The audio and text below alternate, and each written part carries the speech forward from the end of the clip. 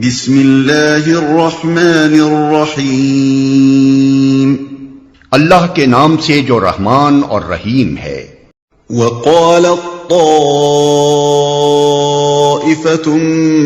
من أهل الكتاب آمنوا بالذي أنزل على الذين آمنوا وجه النهار واكفروا آخره لعلهم يرجعون۔ اہل کتاب میں سے ایک گروہ کہتا ہے کہ اس نبی کے ماننے والوں پر جو کچھ نازل ہوا ہے اس پر صبح ایمان لاؤ اور شام کو اس سے انکار کر دو، شاید اس ترکیب سے یہ لوگ اپنے ایمان سے پھر جائیں۔ یہ ان چالوں میں سے ایک چال تھی جو اطراف مدینہ کے رہنے والے یہودیوں کے لیڈر اور مذہبی پیشوا اسلام کی دعوت کو کمزور کرنے کے لیے چلتے رہتے۔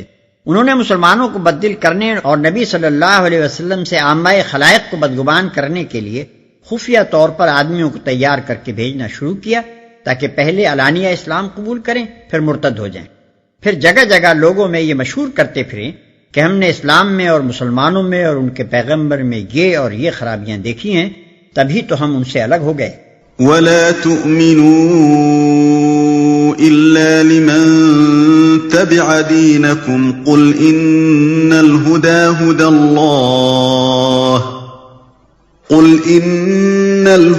هدى الله أن يؤتى أحد مثل ما أوتيتم أو يحاجوكم عند ربكم قل إن الفضل بيد الله يؤتيه من يشاء والله واسع عليم يختص برحمته من يشاء والله ذو الفضل العظيم۔ نیز یہ لوگ آپس میں کہتے ہیں کہ اپنے مذہب والے کے سوا کسی کی بات نہ مانو۔ اے نبی ان سے کہہ دو کہ اصل میں ہدایت تو اللہ کی ہدایت ہے اور یہ اسی کی دین ہے کہ کسی کو وہی کچھ دے دیا جائے جو کبھی تم کو دیا گیا تھا، یا یہ کہ دوسروں کو تمہارے رب کے حضور پیش کرنے کے لیے تمہارے خلاف قوی حجت مل جائے۔ اے نبی ان سے کہو کہ فضل و شرف اللہ کے اختیار میں ہے، جسے چاہے عطا فرمائے، وہ وسیع النظر ہے اور سب کچھ جانتا ہے، اپنی رحمت کے لیے جس کو چاہتا ہے مخصوص کر لیتا ہے اور اس کا فضل بہت بڑا ہے، وہ وسیع النظر ہے۔ اصل میں لفظ واسع استعمال ہوا ہے جو بالعموم قرآن میں 3 مواقع پر آیا کرتا ہے۔ ایک وہ موقع جہاں انسانوں کے کسی گروہ کی تنگ خیالی و تنگ نظری کا ذکر آتا ہے اور اسے اس حقیقت پر متنبہ کرنے کی ضرورت پیش آتی ہے کہ اللہ تمہاری طرح تنگ نظر نہیں۔ دوسرا وہ موقع جہاں کسی کے بخل اور تنگ دلی اور کم حوصلگی پر ملامت کرتے ہوئے یہ بتانا ہوتا ہے کہ اللہ فراخ دست ہے، تمہاری طرح بخیل نہیں ہے۔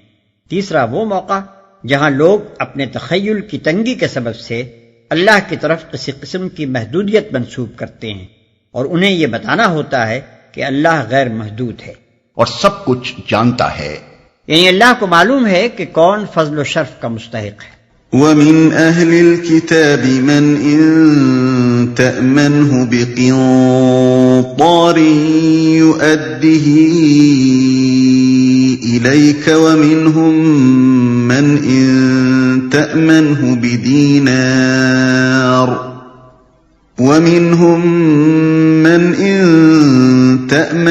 بِدِينَارٍ لَا يُؤَدِّهِ إِلَيْكَ إِلَّا مَا دُمْتَ عَلَيْهِ قَائِمًا ذَلِكَ بِأَنَّهُمْ قَالُوا لَيْسَ عَلَيْنَا فِي الْأُمِّيِّينَ سَبِيلٌ وَيَقُولُونَ عَلَى اللَّهِ الْكَذِبَ وَهُمْ يَعْلَمُونَ۔ اہل کتاب میں کوئی تو ایسا ہے کہ اگر تم اس کے اعتماد پر مال و دولت کا ایک ڈھیر بھی دے دو تو وہ تمہارا مال تمہیں ادا کر دے گا، اور کسی کا حال یہ ہے کہ اگر تم 1 دینار کے معاملے میں بھی اس پر بھروسہ کرو تو وہ ادا نہ کرے گا، الا یہ کہ تم اس کے سر پر سوار ہو جاؤ۔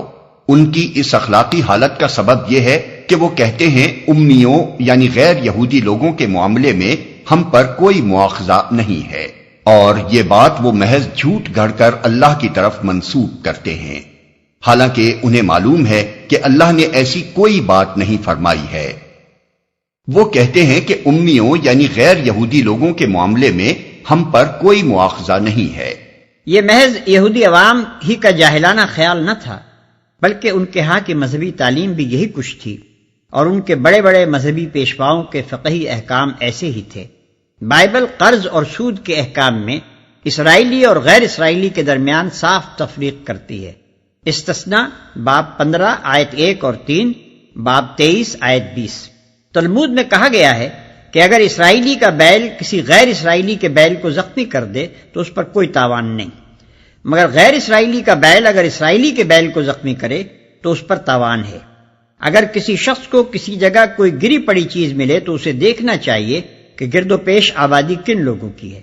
اگر اسرائیلیوں کی ہو تو اسے اعلان کرنا چاہیے، غیر اسرائیلیوں کی ہو تو اسے بلا اعلان وہ چیز رکھ لینی چاہیے۔ ربی اشماعیل کہتا ہے اگر امی اور اسرائیلی کا مقدمہ قاضی کے پاس آئے تو قاضی اگر اسرائیلی قانون کے مطابق اپنے مذہبی بھائی کو جتوا سکتا ہو تو اس کے مطابق جتوائے اور کہے کہ یہ ہمارا قانون ہے، اور اگر امیوں کے قانون کے تحت جتوا سکتا ہو تو اس کے تحت جتوائے اور کہے کہ یہ تمہارا قانون ہے، اور اگر دونوں قانون ساتھ نہ دیتے ہوں تو پھر جس ہیلے سے بھی وہ اسرائیلی کو کامیاب کر سکتا ہو کرے۔ ربی شموائل کہتا ہے کہ غیر اسرائیلی کی ہر غلطی سے فائدہ اٹھانا چاہیے۔ تالمودک مسلینی پال آئزک ہرشون، لندن 1880 عیسوی، صفحات 37 210 221۔ بلى من أوفى بعهده واتقى فإن الله يحب المتقين۔ آخر کیوں ان سے باز پرس نہ ہوگی؟ جو بھی اپنے عہد کو پورا کرے گا اور برائی سے بچ کر رہے گا وہ اللہ کا محبوب بنے گا، کیونکہ پرہیزگار لوگ اللہ کو پسند ہیں۔ ان الذين يشترون بعهد الله وايمانهم ثمنا قليلا اولئك لا خلاق لهم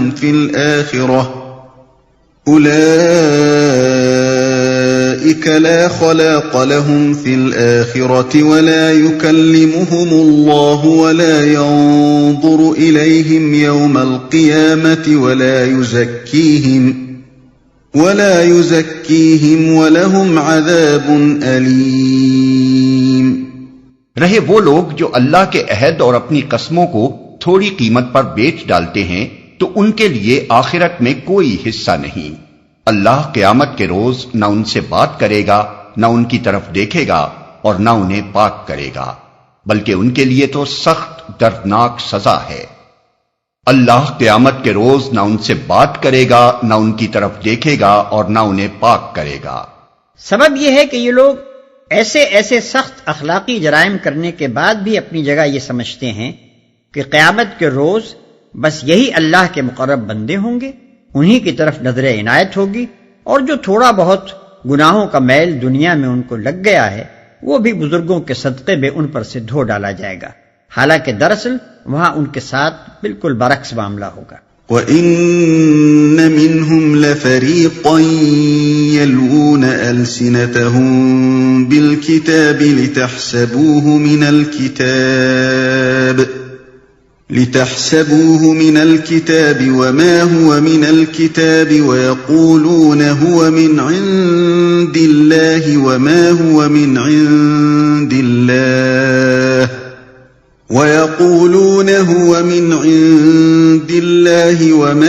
مِنْ عِندِ اللَّهِ وَيَقُولُونَ عَلَى اللَّهِ الْكَذِبَ وَهُمْ يَعْلَمُونَ۔ ان میں کچھ لوگ ایسے ہیں جو کتاب پڑھتے ہوئے اس طرح زبان کا الٹ پھیر کرتے ہیں کہ تم سمجھو جو کچھ وہ پڑھ رہے ہیں وہ کتاب ہی کی عبارت ہے، حالانکہ وہ کتاب کی عبارت نہیں ہوتی۔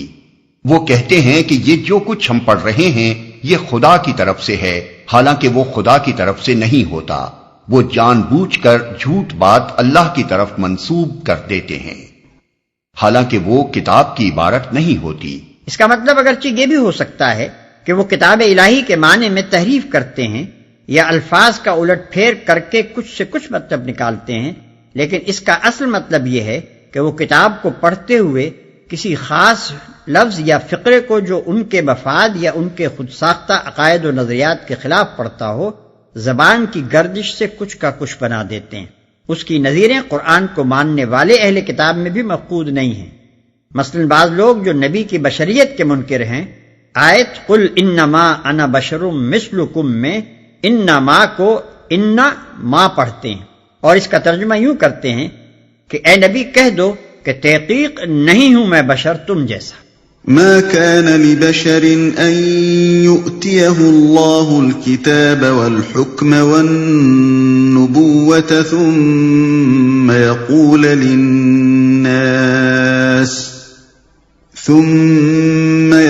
للناس كونوا عبادا لي من دون الله ولكن كونوا